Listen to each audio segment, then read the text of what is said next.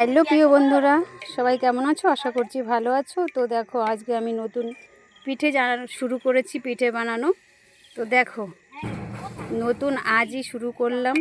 আগের বছর বানিয়েছি তো হয়নি। আমার মেয়ে নিয়ে এসছে সব কিছু, আজকে বললো মা পিঠে করো। তো শুরু করে দিলাম এই বাইরে পিঠে বানানোটা। কেমন হলো! আর এই যে বানিয়ে রেখেছি, কী সুন্দর ফুলেছে দেখো। আর এই যে বসিয়ে দিলাম।